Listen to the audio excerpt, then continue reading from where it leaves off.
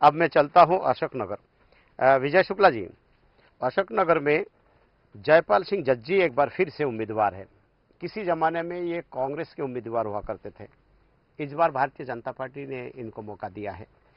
हरिबाबू राय उनके सामने हैं और ये नाक का सवाल है सिंधिया जी का। तो क्या लगता है आपको, इस सीट से कौन जीत सकता है?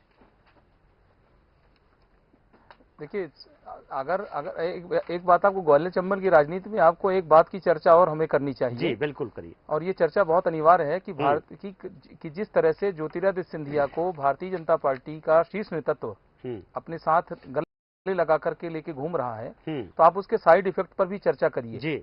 क्योंकि एक side effect Bharatiya Janata party का अपना जो कार्यकर्ता, जो काडर है, आपने 2018 में 2019 में जब 15 महीने में जब सिंधिया जी भाजपा में चले गए अपने 22 विधायकों के साथ, तो बाई इलेक्शन में भारतीय जनता पार्टी ने कार्यकर्ताओं को समझाया किसी तरह से मान मनोबल करके, और उन्होंने कहा कि भाई इस बार उपचुनाव में किसी तरह से सरकार बचा पाए हैं, मदद करो, जिताओ। लेकिन आप हमें एक अंडर करंट की भी चर्चा करनी होगी कि ऐसा नहीं है कि सब कुछ जो है वो सब कुछ महाराज और महाराज का ही होगा।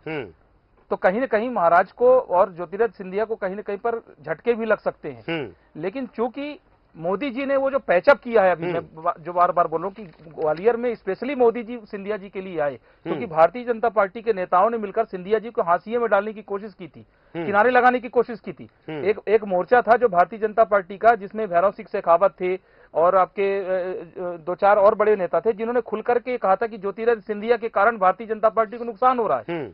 तो उन सब बातों को लेकर के इसीलिए एक भी नहीं सुनी हाईकमान ने, ऐसे नेताओं को हाईकमान ने एंटरटेन ही नहीं किया। और ज्योतिरादित्य सिंधिया को मोदी जी ने यह बताया कि हमारा भविष्य का जो लीडर है, भारतीय जनता पार्टी के भविष्य की जो नींव है, वो ज्योतिरादित्य सिंधिया के साथ ही हम लोग आगे बढ़ेंगे। तो मुझे लगता है कि इसका प्रभाव ज्योतिरादित्य सिंधिया के साथ जुड़ेगा और अशोकनगर में भारतीय जनता पार्टी अपना जो सीट है उसको सुरक्षित रख पाने में सफल हो सकती है।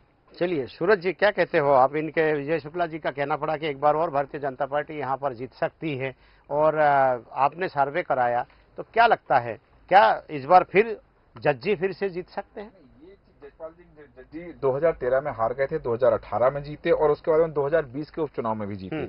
हरिबाबू राव कहीं ना कहीं जयपाल सिंह जज्जी के सामने कमजोर प्रत्याशी के रूप में है। लेकिन जयपाल सिंह जज्जी को चुनाव जीतना इतना आसान भी नहीं होगा, क्योंकि कुछ चीजें हैं जो उनके साथ लगी हुई हैं।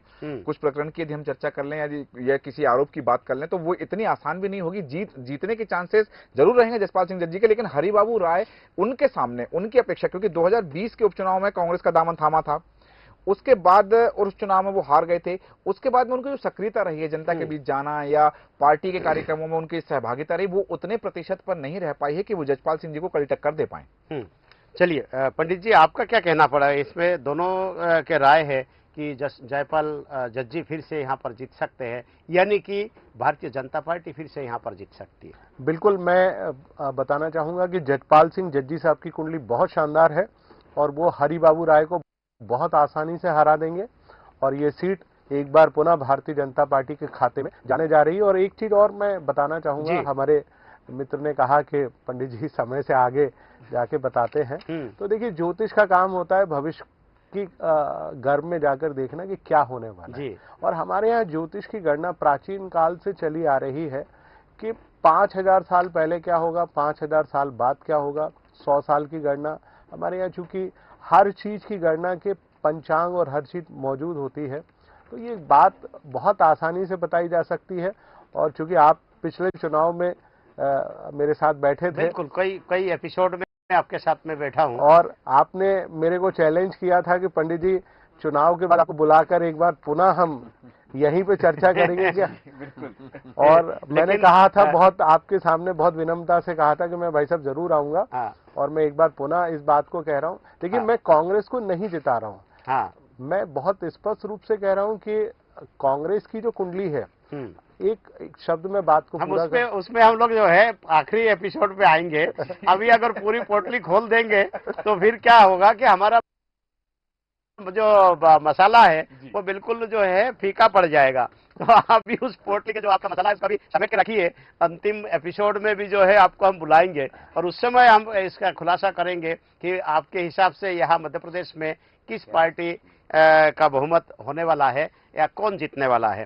तो मुझे लगता है कि यहाँ पर आप सहमत हो कि जयपाल जज्जी जो है चुनाव जीतेंगे। अशोकनगर से जीत रहे हैं। जी ओके, अब मैं समय के पास जाऊंगा कि क्या समय का भी यही निर्णय है या समय किसको जिता रहा है?